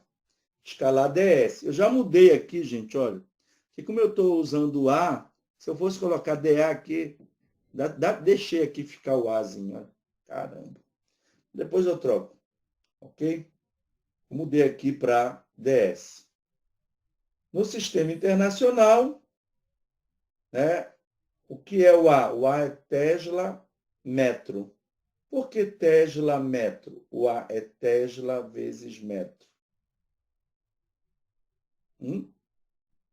Porque aqui, ó, o rotacional é uma derivada, né? O rotacional não é uma derivada espacial. Então, vai ser dA, dx, dy, dz, dr, drho, alguma coisa. Então, é uma derivada espacial. Então, a dimensão de espaço, de comprimento, é o metro, né? Então, vai ser o Tesla vezes o metro. Ou bem aqui está mais claro, olha. O Weber por metro. Por que o Weber por metro, né? Porque se ele é Tesla metro, aqui é metro quadrado, né? Eu passo o fluxo magnético, desculpa. O fluxo magnético é Weber, né? Então, aqui vai matar um metro aqui de baixo com um metro quadrado aqui em cima e o metro passa dividindo, fica Weber por metro. Aí eu vou aplicar o teorema de Stokes aqui, ó. Isso daqui é o quê? É o fluxo, né, que é a integral de área de um vetor escalar ds. Só que esse vetor aqui já é um hot. Quando eu aplicar o teorema de Stokes, né, esse cara aqui vai voltar. Ó. Então, fica que o fluxo vai ser a integral de caminho, né, ao longo de um caminho fechado, de A escalar dl. Então, aí eu consigo sentir melhor o que é esse potencial vetor que dá aqui a ideia, né, tá aqui. Dessa forma, o fluxo de campo magnético através de uma superfície S corresponde à circulação do potencial vetor no caminho C em que assenta a superfície. Então, ou seja, eu tenho aqui, olha, nessa circulação aqui, eu tenho o vetor A tangente a essa circulação e o fluxo é o que passa através dessa superfície. Tá? Então, nós temos aí para entender o que significa o potencial vetor. Mas, embora, o objetivo é tentar encontrar uma forma da gente resolver, achar o potencial vetor de uma forma mais simples, para fazer o rotacional dele e achar o B. Então, vai começar agora. No capítulo anterior, foi visto que o hot de B é μ vezes J. A lei de Ampère, né? Isso aqui é a lei de Ampère, na sua forma diferencial. Hot de B é mj. Ou hot de HJ, que é a mesma coisa. Portanto, Como o B é hot de A, vai ficar hot do hot de A igual a MJ. Ou seja, eu faço o hot de A, depois eu faço o hot do hot para achar isso aqui é igual a MJ. Então tá. Do cálculo vetorial, o rotacional do rotacional, que é isso, né? É o hot do hot, né? Tá aqui, o hot do hot é o grade do div, isso daí dá para provar, tá? Mas não interessa essa demonstração. É o grade do div de f, o grade do div de f, menos o laplaciano. Tá? O laplaciano eu uso nabla, viu, Limonto? Laplaciano não tem terror. Dá para usar o nabla. Tá bom? Que eu não tenho que usar o nabla multiplicando escalarmente, multiplicando vetorialmente. É isso que é estranho. Que eu acho estranhíssimo isso. Como é que um operador vai multiplicar, né? Ele vai operar e não vai multiplicar.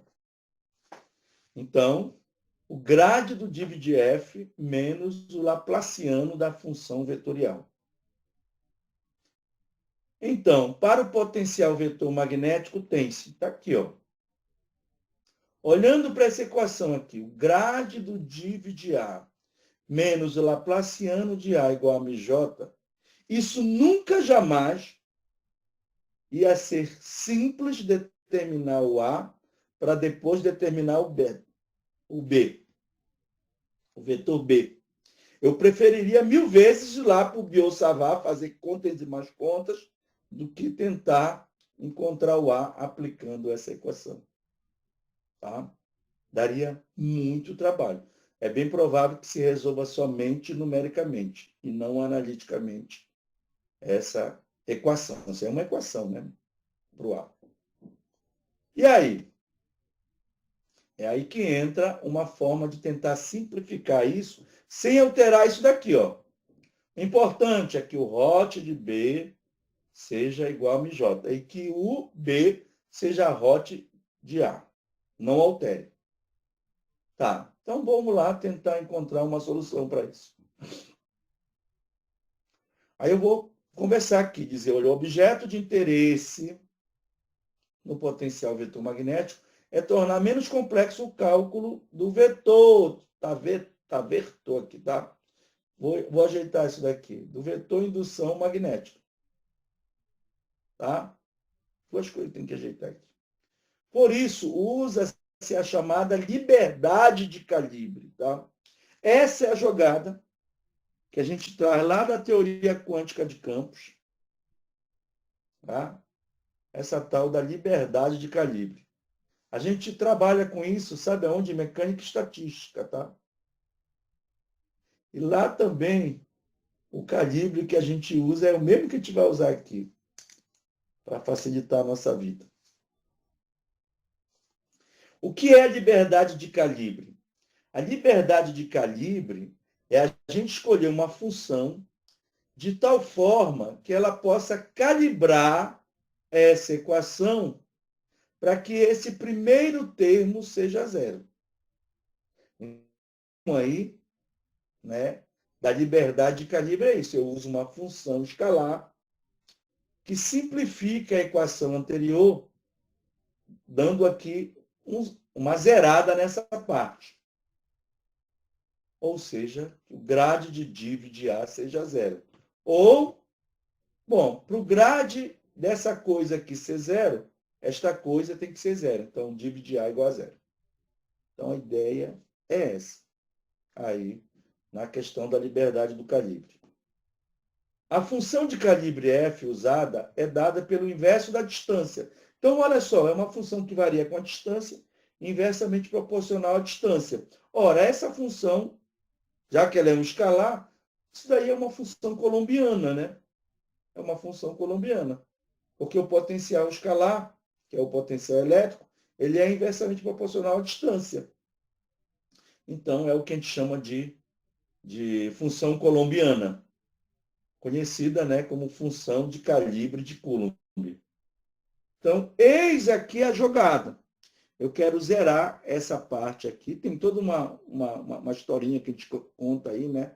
Vai chamar esse cara aqui de A', e vai escrever o A' como sendo A menos o gradiente de F.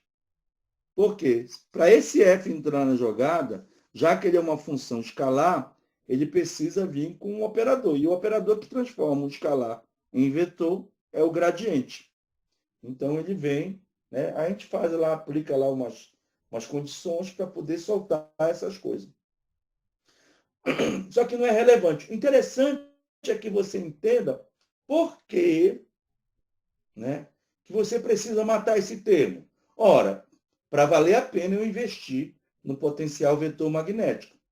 E que investimento é esse? Usar o potencial vetor magnético para calcular o vetor indução magnética.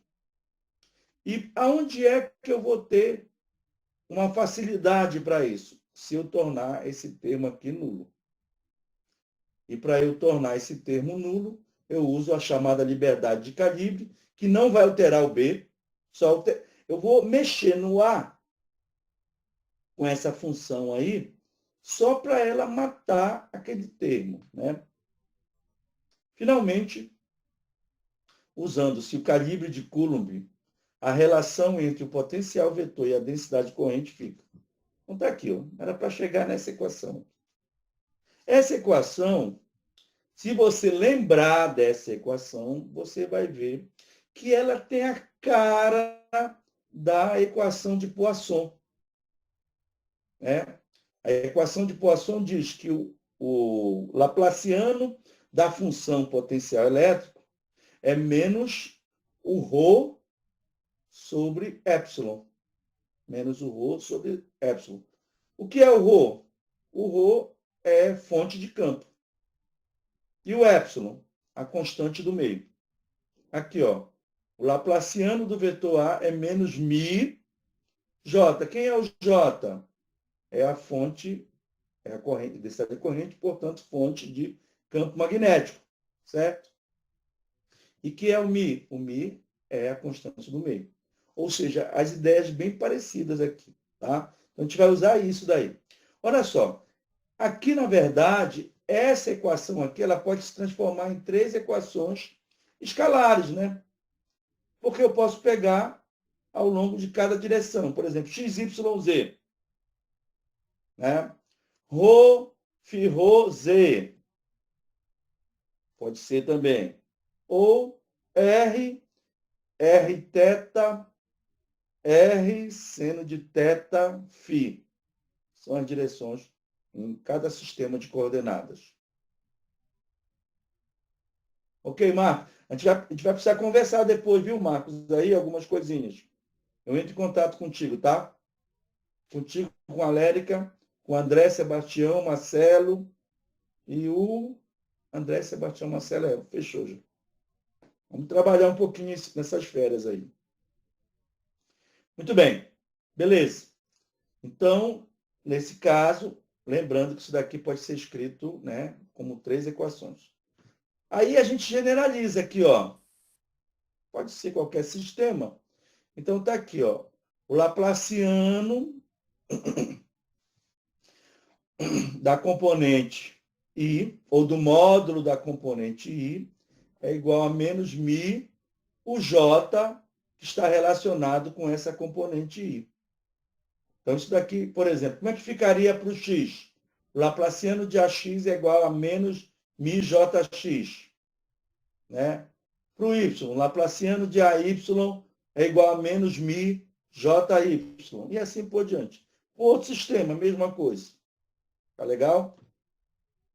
Bom, aí eu vou trazer para vocês e dizer assim, fala sério para mim aí.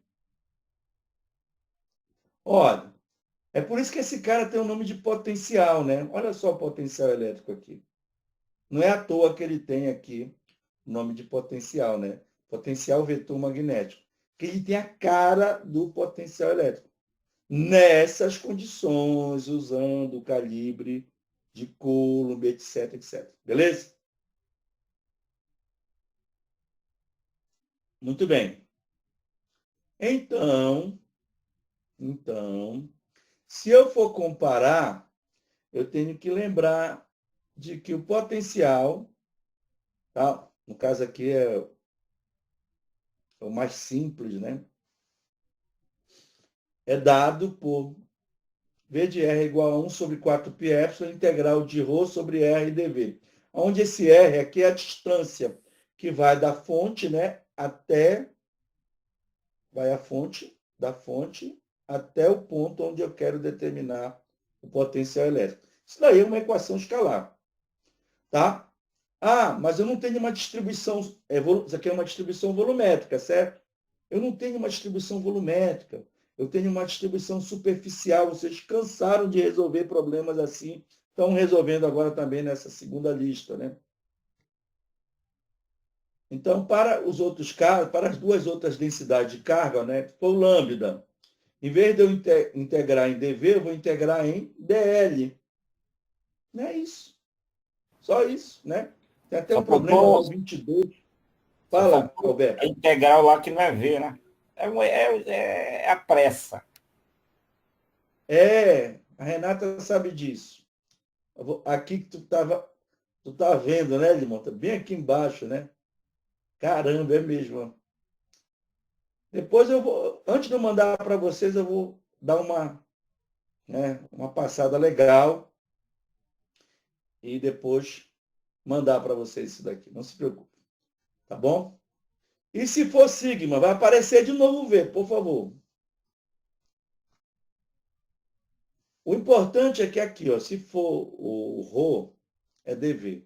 Se for lambda, é dL. Se for sigma, é ds. Tá bom? Isso é o mais importante. Depois o Vzinho eu coloco aqui, eu apago. Então, vamos lá. Então, essa equação é a solução. Qualquer uma dessas três aqui, ó, é a solução da equação de Poisson.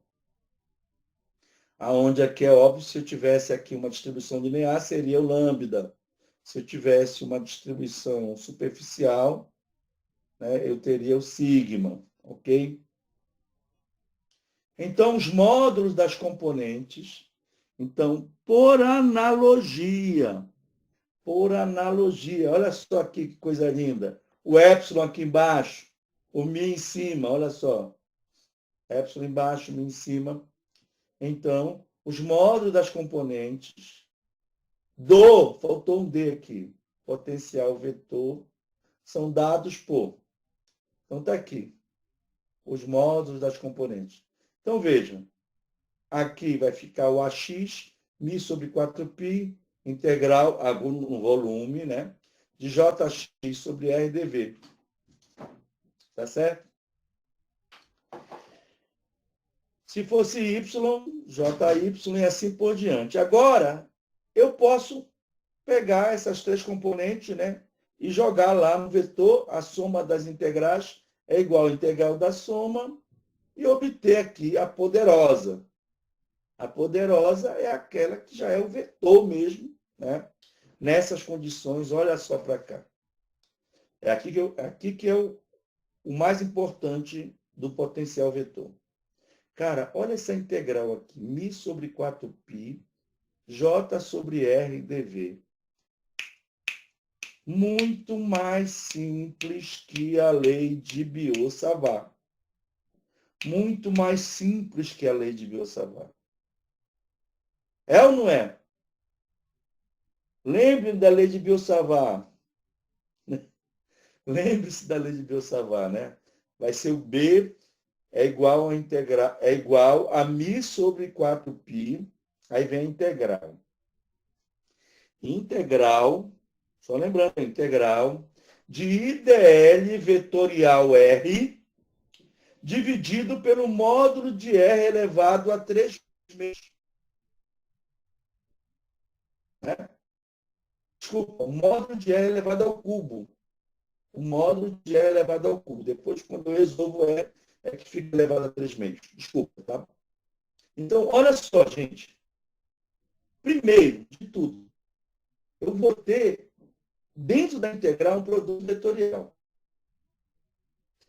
E depois que eu resolver esse produto vetorial, a integral Se tiver uma coisinha diferente daquilo que a gente viu lá para o fio reto, para a Spirit, etc., cara, já foi. Uma integral maluca, doida qualquer, vai te dar um trabalho. Aqui não. Aqui é tranquilidade. Tá certo? Então, o que é que vai vir de problema exatamente disso aqui? Dada a densidade de corrente, essa densidade de corrente aqui é uma densidade de corrente superficial, né? É uma densidade de corrente superficial. Eu integro no volume para achar quem? Para achar o AR. Tá? Ou, para o caso de uma corrente laminar, né? Ou seja, uma corrente que esteja numa superfície, a gente vai encontrar que o AR é μ sobre 4π. Aqui, olha, irmão, esqueci o S, ó. μ sobre 4π integral de K sobre R ds. Ora, se o J é uma densidade superficial de corrente, né? É corrente por unidade de área, certo? Esse cara aqui, que eu estou multiplicando por uma área, vai ser corrente por unidade de comprimento. Então, a gente vai já falar dele. Ou se for através de um filamento, a corrente passando. Do filamento a gente já sabe que o elemento de corrente é o IDL, o fio, né? Então vai ficar IDL sobre L. Então nós temos aí, né, 3 situações onde o K vetor é a densidade de corrente elétrica dada em ampere por metro, obviamente, né? O J é ampere por metro quadrado. O K é ampere por metro. E o I é o ampere. Tá certo? Então, com isso, a gente fecha aqui a ideia do potencial vetor magnético. Olha a importância disso. Então, quando vocês forem resolver os exercícios, né? Quando vocês forem resolver os exercícios, vocês já vão pegar direto aqui o A, acha o A e depois faz o hot desse cara aí, dependendo do sistema de coordenadas. Todos já sabem fazer o rotacional. Pronto, resolveu o problema com a maior tranquilidade. Mais fácil do que aplicar a lei de Biot-Savart. Tá bom, galera? Beleza?